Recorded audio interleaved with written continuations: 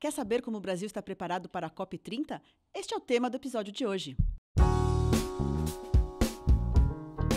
Eu sou Roberta Leonhard, head da área de meio ambiente aqui do Machado Meyer. E hoje eu estou com o meu querido sócio, Rafael Soré, head da área de compliance. Juntos, a gente atua bastante em áreas multidisciplinares aqui do escritório, como ESG e direitos humanos.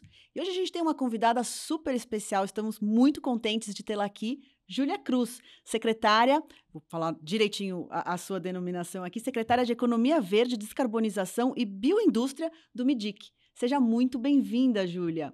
Acho que você pode talvez se apresentar aqui, contar um pouquinho assim das novidades dessa secretaria, o que vocês estão fazendo, sempre pensando com o objetivo de COP30, que é o tema principal aqui do nosso videocast. Perfeito. Obrigada, Roberta. Primeiro, obrigada a vocês pelo convite. É um prazer estar com vocês hoje.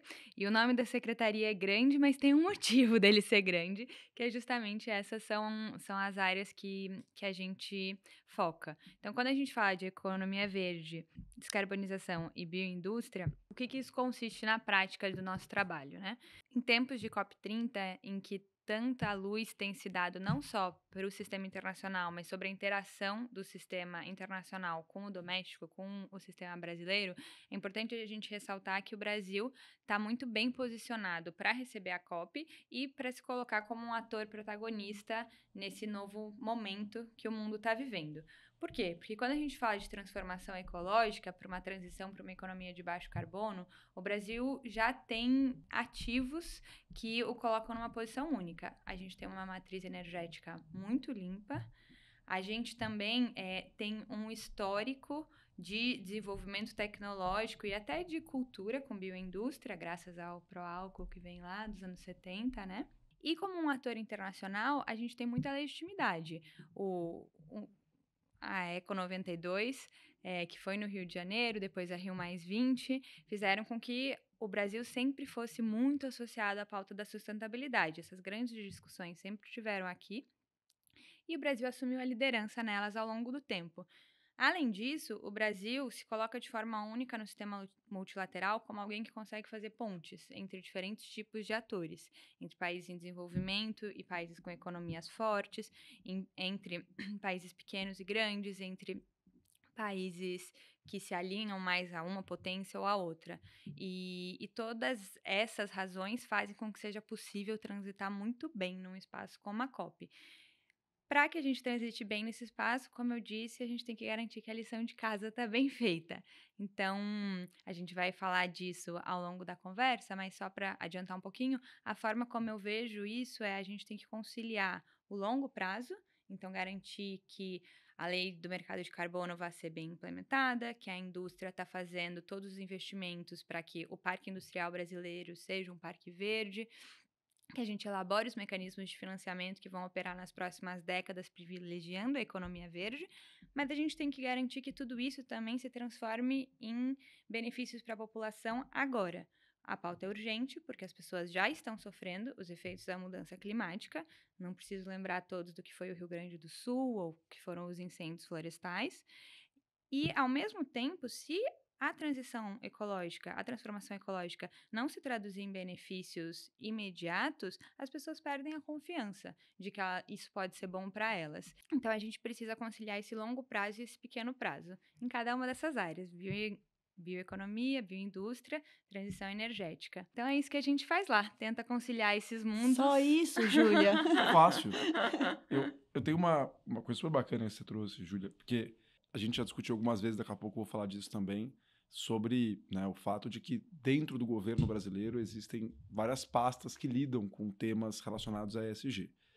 Mas há dois pontos que me vêm à cabeça desde a sua apresentação, né? Quando a Roberta te apresentou, ela falou da sua secretaria e disse que ela é uma secretaria pertencente ao Ministério do Desenvolvimento, Indústria e Comércio, né? E acho que muita gente pensaria, não, quem vai falar de economia verde deve estar lá no Ministério do Meio Ambiente, né? E acho que na sua introdução você já traz um ponto muito bacana que eu queria tentar explorar contigo um pouquinho. Que, por muito tempo, se teve uma ideia de que a gente tinha, de um lado da balança desenvolvimento econômico, do outro lado da balança economia verde, né? Ou, de alguma maneira, proteção ambiental. E nessa sua introdução, você fala, olha, para o Brasil a COP é tão central, e o Brasil é tão central na COP, porque além de ser necessário a gente pensar ESG, a gente pensar sustentabilidade, a gente pensar transição energética, da perspectiva de mudanças climáticas, da perspectiva de sustentabilidade, isso também é um vetor de desenvolvimento econômico e de solução para a pobreza, né? E aí a minha pergunta para você é um pouco justamente nesse sentido. Como alguém de dentro do Ministério do Desenvolvimento, né, que pensa no desenvolvimento empresarial e comercial brasileiro, como é lidar com uma pauta que por muito tempo foi vista como uma pauta inimiga do capitalismo, inimiga do desenvolvimento? Perfeito. De fato, a pauta do desenvolvimento sustentável está em todos os ministérios, praticamente. Ainda bem, porque isso significa que a gente realmente reconheceu que essa é uma pauta transversal. Não tem como a gente falar de preservação de meio ambiente, ou de mudança climática, ou de, enfim, qualquer parte da economia verde sem você trazer a parte econômica da economia verde. Então, como é que você vai fazer isso sem discutir com a Fazenda, sem discutir com o BNDES, sem discutir com o planejamento? Você precisa desses atores que estão mais focados nos instrumentos econômicos, financeiros em si. E, por outro lado, não tem como você falar de economia verde sem o Ministério do Meio Ambiente, que é quem tem toda a expertise de tantos anos e toda a legitimidade de todos os instrumentos para falar de preservação ambiental. Não é só nesses dois ministérios que essa pauta se encontra. E aí, a sua pergunta, Soraya, como é que a gente pensa isso dentro do Ministério do Desenvolvimento da Indústria, do Comércio e dos Serviços? Quando a gente olha as emissões do Brasil, 10% são da indústria. É pouco quando a gente compara com os outros países. A grande maioria das emissões brasileiras está relacionada a desmatamento, essa não é a realidade da maioria dos países do mundo. Mas ainda assim são 10% de um país com muitas emissões, com uma economia grande, então é relevante. E a indústria reconhece o seu papel de descarbonizar e reduzir as suas emissões. Então, quando a gente olha a NDC brasileira, a gente vai ver que no longo prazo a indústria brasileira se compromete a reduzir essas emissões. Mas isso é muito difícil num país como o Brasil. Por quê? Porque ao mesmo tempo que a gente quer sim reduzir as emissões, a gente quer crescer a indústria. Porque a gente precisa que o nosso povo tenha uma economia forte, tenha um setor industrial competitivo internacionalmente. Então, estar com essa pauta dentro do MDIC é pensar o tempo todo em termos de competitividade. Não adianta nada a gente ser ousado nas metas ambientais e, ao ser ousado, quebrar a indústria. A gente não só vai ter malefícios para a nossa população, para a nossa economia, como mesmo do ponto de vista ambiental. Aí o Brasil vai ser inundado de produtos produzidos em países que emitem mais do que a indústria brasileira, que foi destruída, emitia. Então, de todas as perspectivas, faz sentido a gente pensar isso de forma unificada, e aí lá no MDIC a gente está fazendo isso. E pensando no setor industrial, naquelas indústrias em que é mais difícil fazer isso, porque são essas que precisam de uma visão de longo prazo. Então, quando pensa em economia verde, né, muita gente vai pensar, setor de cosméticos, setor de reciclagem, mas quando a gente olha para as emissões, a gente tem que fazer o contrário, a gente tem que pensar nos setores difíceis, para os setores em que o carbono é parte do próprio processo industrial. A gente comentava aqui cimento, por exemplo. Como é que faz para reduzir emissões num setor em que a própria reação química que gera o produto emite carbono?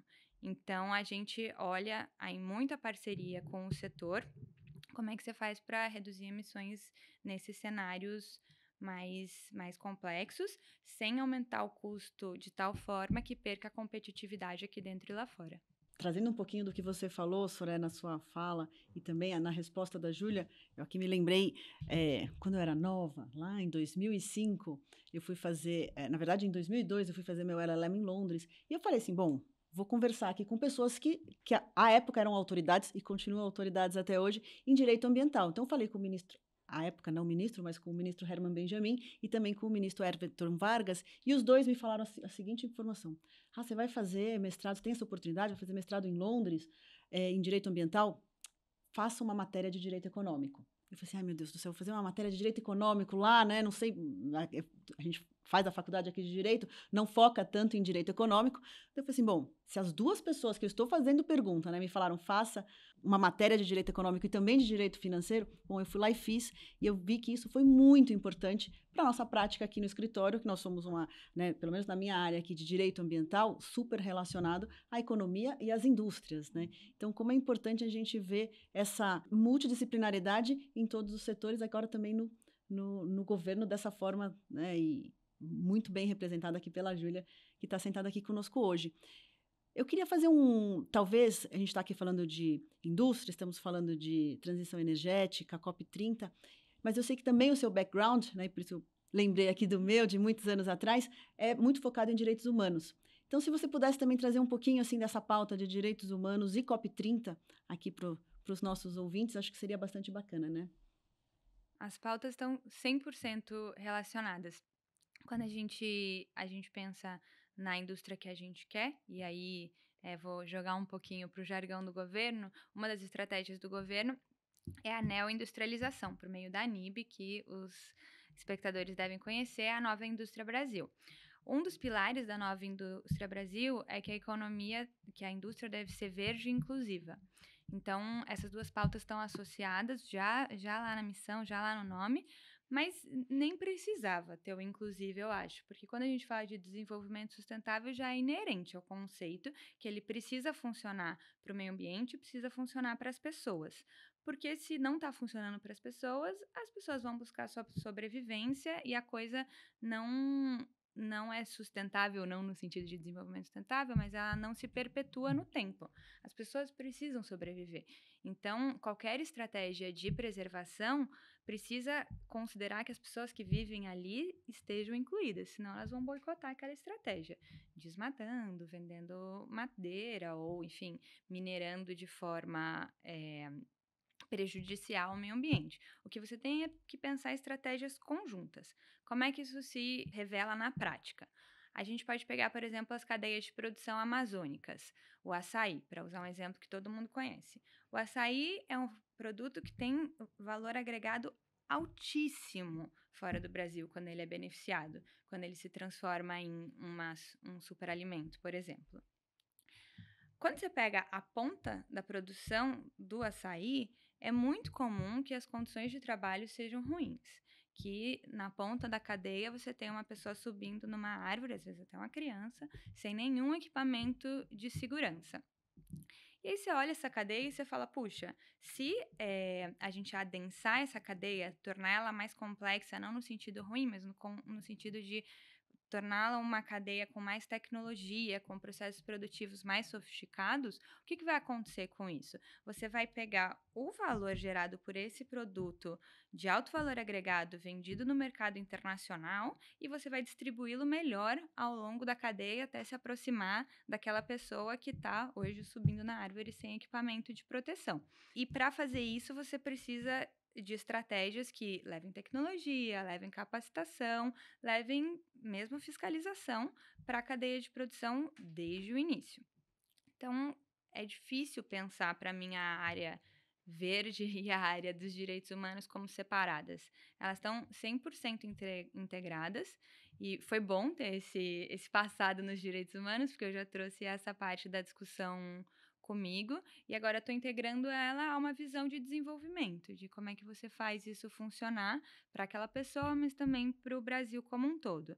Só para ficar nesse exemplo da cadeia do açaí, quando a produção vem com maior qualidade desde lá do ponto produtivo, ela é um insumo de mais qualidade. Então, também é melhor para a indústria que os insumos brasileiros tenham qualidade na produção e ela gera demanda por maquinário, que também pode ser produzido pela indústria brasileira. Só que esse maquinário hoje as pessoas nem sabem qual é a necessidade de uma máquina para subir num pé de açaí. As máquinas que tem são adaptadas, funcionam mais ou menos, são feitas para outras funções e a demanda que poderia se ter por uma máquina brasileira, baseada numa cadeia brasileira, que provavelmente tem algum quê de propriedade intelectual, porque certamente a pessoa pegou uma máquina que não era para aquilo, fez uma gambiarra para ela funcionar numa árvore de açaí, e essa gambiarra é propriedade intelectual, se for registrada, se for bem cuidada.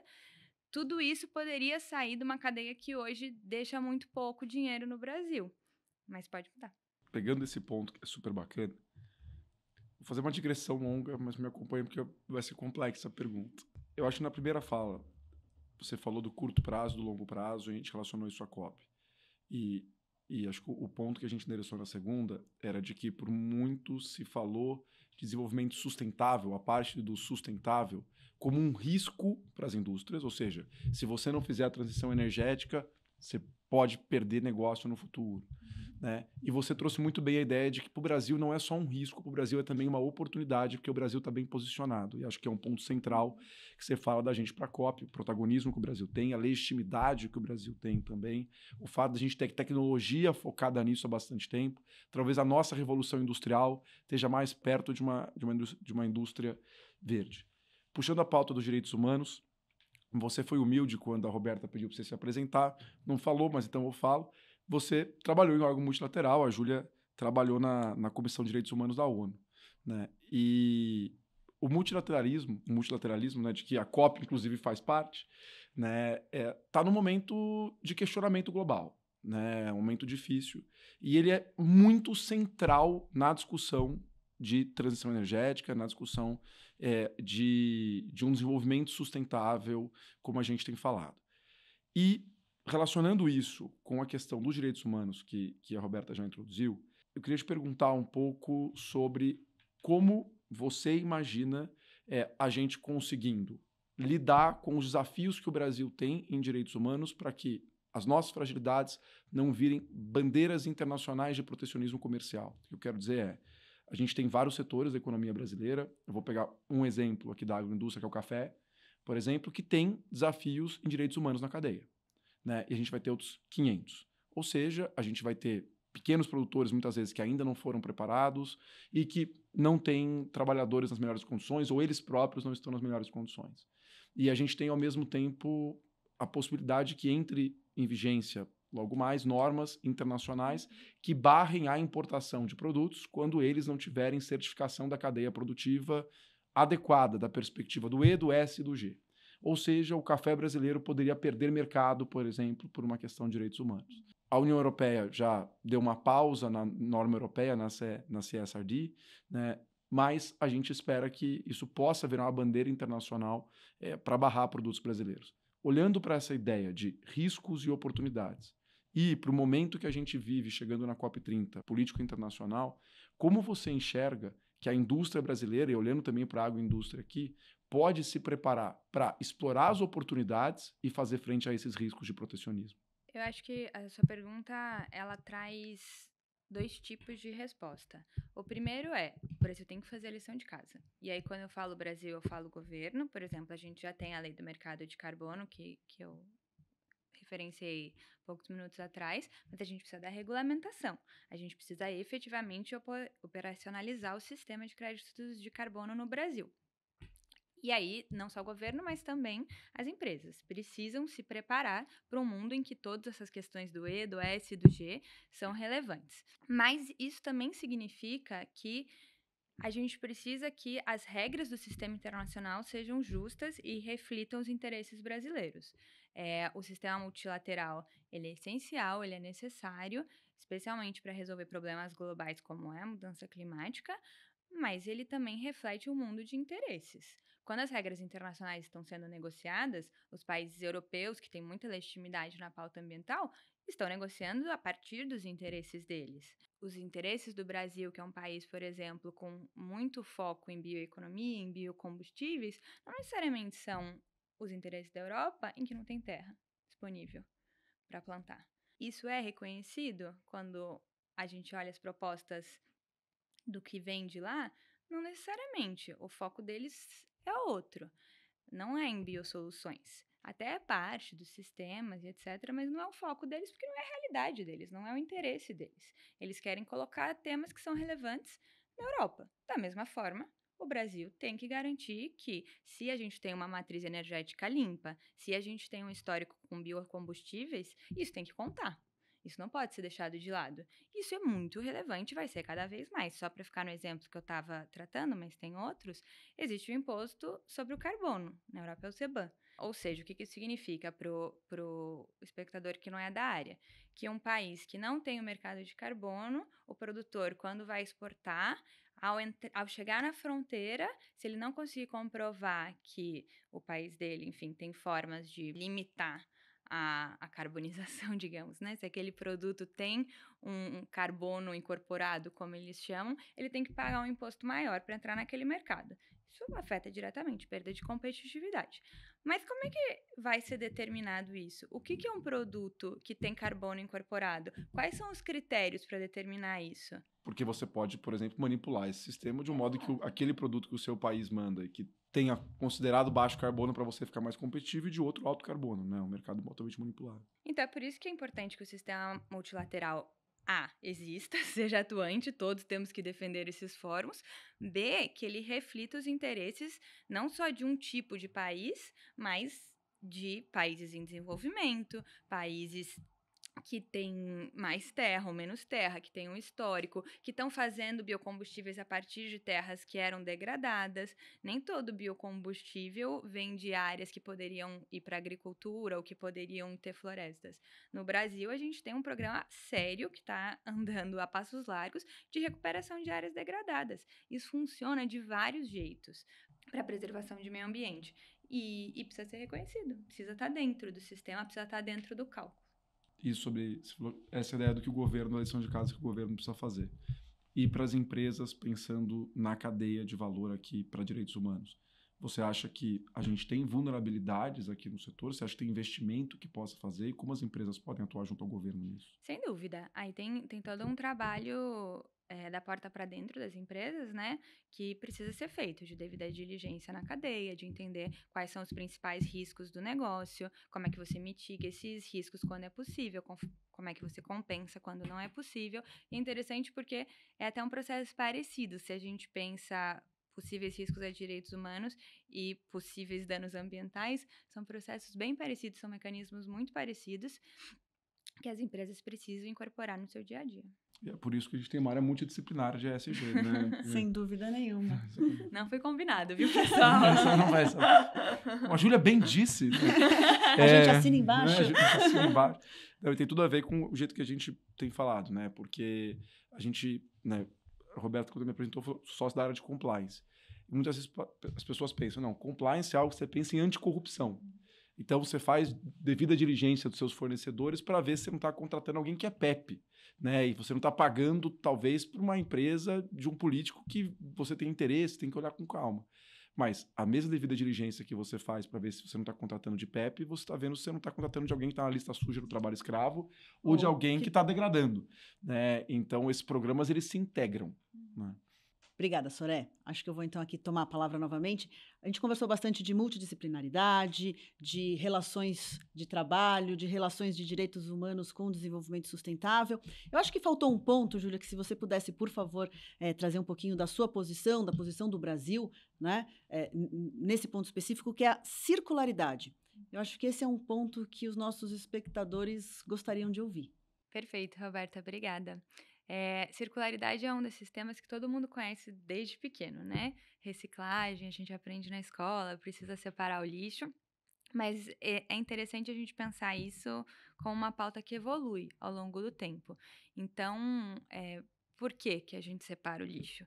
Porque depois aquilo ali vai ser reciclado e vai reintegrar o processo produtivo como insumo. Por isso que é circular, né? Algo que poderia vir da natureza e terminar no aterro, ao invés de fazer esse processo, ele entra no meio do caminho e volta como insumo para a produção daquele mesmo produto ou outros. Então, acaba perpassando vários aspectos da agenda da economia verde. Reduz resíduo, produz insumo para a indústria e, dessa forma, também reduz emissões, porque se você começa o processo produtivo de um lugar mais adiantado, você não precisa produzir, digamos, o alumínio tudo de novo e emitir as emissões tudo de novo. Mas a circularidade, para além desse processo que a gente está mais acostumado a pensar, da latinha, dos catadores, que são muito importantes no Brasil e tem que ser extremamente valorizados, mas que a gente está muito acostumado a pensar, tem outros processos da economia circular que eu acho importante de trazer. A gente falava bastante sobre bioinsumos.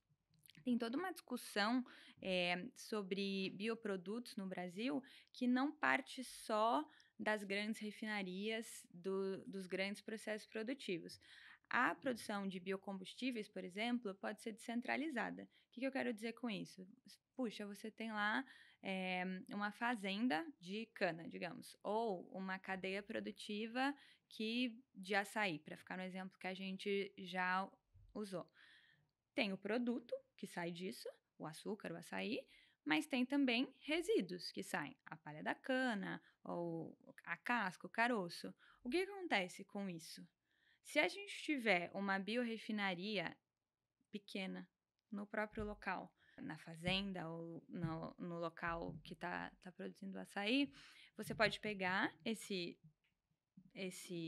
resíduo, essa sobra do processo produtivo e reinserir na cadeia. Você coloca numa pequena refinaria que hoje tem o tamanho do container, é a escala atual da tecnologia. Você reinsere ela no processo produtivo e a partir daí você pode produzir fertilizante, você pode produzir combustível e até outros produtos químicos de alto valor agregado, que aí o produtor vai usar na própria fazenda, na própria produção de açaí ou vai vender. E vai complementar a renda com aquele produto que antes era jogado fora. Então, é super legal a gente falar de circularidade, porque também fomenta que a gente pense em outros modelos, em descentralização da produção, em redução de resíduos, de forma a, de novo, qualificar o nosso processo produtivo e gerar mais renda para os produtores. Não, sem dúvida. E é um processo cíclico também. Um dos primeiros projetos de crédito de carbono que a gente fez aqui no escritório, ainda na época do MDL, Protocolo de Kyoto, quando ainda estava em vigor, eram projetos de biodigestores de dejetos de suínos. Imagina, isso faz mais de 20 anos. Então, como que os assuntos se renovam e vão trazendo melhorias e novas tecnologias e atualmente a gente tem assim uma indústria muito mais ampla que utiliza a circularidade. Excelente. E acho que tem bem legal esse exemplo que você trouxe, né? A gente está vindo para o nosso final, mas ele toca, acho que em vários dos pontos lá da sua apresentação inicial, né? Porque tem uma parte aqui que é claramente tecnologia, né? Eu tenho que ter capacidade tecnológica, então, de ter essas usinas e delas serem miniaturizadas de alguma maneira, mas elas também trazem muita competitividade, que foi um dos pontos que a gente falou aqui, né? Porque se você está aproveitando aquilo que seria dejeto e gerando renda com isso, você ou aumenta a margem e aí aquele produtor vive melhor, ou você aumenta a competitividade daquele produto, porque agora eu posso, se eu estou, por exemplo, açúcar, no exemplo que você deu, né? Se eu estou competindo com outro país que produz açúcar e o custo de produção é equivalente, a partir do momento que eu uso o bagaço para, por exemplo, produzir energia e vendo essa energia, o meu custo de produção, eu aumentei minha renda, eu posso vender meu açúcar mais barato e ganhei competitividade. É uma pergunta rápida, só para não tomar muito mais do seu tempo, o Brasil está bem posicionado globalmente nesse tipo de questão? É uma pauta em que o Brasil está bem posicionado ou a gente está atrás nessa agenda no mundo? Eu acho que a gente está bem posicionado porque a gente tem um histórico de desenvolvimento de tecnologia nessa área. Então, que vem do aumento da qualidade dos próprios insumos por causa de todo o trabalho da Embrapa, até o processo que foi feito do Proálcool, como eu mencionei lá nos anos 70, e hoje, esse setor da cana, ele é muito integrado com o setor de combustíveis, por exemplo. Então, o Brasil tem essa tradição. Essas micro-refinarias que eu comentava, a tecnologia já existe, é que ela não é implementada em larga escala. Aí o trabalho que a gente tem que fazer lá no MIDIC é ajudar isso a acontecer. Ô, Júlia, eu tenho uma pergunta que não é fácil. A gente começou, né? Roberto tem participado, acho que de quase todos, a série que a gente tem feito focando aqui na preparação para a COP30. Acho que foi muito bacana. Hoje você trouxe uma visão até otimista, eu acho, né, de como o Brasil se liga à pauta do desenvolvimento sustentável, que é o ponto da COP, e tem aqui uma capacidade de ser protagonista e de, né, seja pela nossa economia verde, seja pela nossa energia limpa, seja pela nossa legitimidade internacional. Se acabar a COP, a gente avançou uns meses no futuro, acabou a COP agora, e aí eu pergunto para a Júlia, foi um sucesso ou não? Né? Ou seja, Júlia, o que para você se olharia para trás daqui a alguns meses e falar assim, não, a COP foi um sucesso. O que a COP tem que atingir na sua visão para ter sido um sucesso? Perfeito, Soraya, obrigada. Para pensar o que a COP do Brasil pode entregar, eu acho que vale a gente relembrar por que a gente quis tanto trazer a COP para cá. Por que era importante a COP ser na Amazônia? Quando a gente pega o discurso do presidente Lula lá atrás, quando foi feito o anúncio, era porque as pessoas precisavam ver o que significava aquelas discussões na prática. E as COPs mudaram muito, desde Paris, mesmo antes, a primeira, né, foi na Alemanha. E hoje, esses eventos de 50 mil pessoas que geram todos os seus problemas de hospedagem, que a gente está cansado de ouvir, se tornaram grandes eventos porque elas deixaram de ser eventos puramente de negociação governamental. O que faz sentido. A agenda cresceu, o mundo foi convencido da importância, a gente trouxe muitos atores, trouxe primeiro a sociedade civil, depois trouxe o setor privado, trouxe os grandes financiadores multilaterais, e toda essa comunidade internacional vai vir para Belém e vai ver as complexidades da agenda climática no país que sofre os efeitos da mudança climática de forma particular por ser um país muito desigual. Então, ir para Belém significa ver toda a potência, que é a Amazônia, conhecer de perto a floresta, mas também ver os bionegócios que saem dali, conhecer as pessoas que estão operando essas pequenas ou grandes empresas e ver as contradições, de ver o que significa morar em Palafita. Como é que isso vai gerar impacto em cada um dos seus atores? Acho difícil dizer, mas acho que vai ser especialmente relevante porque já, tantos anos depois de Paris, a gente está esgotando a fase de negociações. A gente está indo para a fase de implementação mesmo. Sempre tem um pouco de negociação, mas a partir de agora é implementar os compromissos. Isso está refletido na própria COP. A presidência tem dado muito foco na agenda de ação. Quando a gente fala de acompanhar negociações, muita gente está falando de acompanhar a agenda de ação. Então, acho que trazer esses atores todos para cá para discutir como agir vai fazer com que as pessoas pensem de forma mais concreta e vejam as complexidades dessa agenda climática em lugares do mundo que não têm as mesmas condições que uma cidade de resort ou que Paris, que com todo seu simbolismo por ser a sede do acordo, ficava longe desse tipo de impacto. Perfeito, Júlia. E assim, acho que para os nossos espectadores, o que você leva dessa nossa conversa, de uma maneira bem breve? Olha, a gente falou muito sobre integração de vários mundos, né? Falou sobre a integração entre o setor público e o privado, que eles precisam caminhar de forma coerente e unidirecional. A gente falou sobre a integração de áreas como meio ambiente e direitos humanos, que também têm instrumentos parecidos e lógicas parecidas. E a gente falou, sobretudo, da integração da economia com o meio ambiente.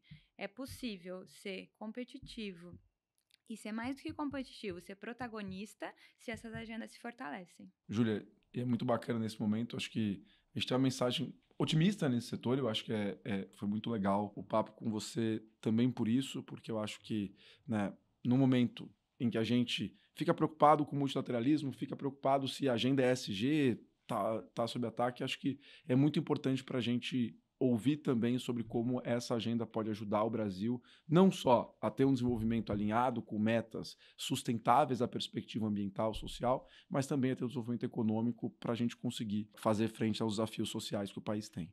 Não, e ainda mais ouvir de uma mulher jovem, né, com tanto para Né? somar. Gente, vou liberar a Júlia, que eu sei que a agenda dela não está fácil, mas eu queria, Júlia, demais agradecer você por ter vindo aqui, dizer que para a gente é uma honra ter você aqui com a gente, e é muito bacana, como cidadão, ter alguém tão preparado, com uma visão tão clara do que esperar nessa agenda à frente de uma secretaria tão importante do MIDIC. Obrigado por estar aqui com a gente hoje. Eu que agradeço. Obrigada pela conversa. Muito obrigada a todos.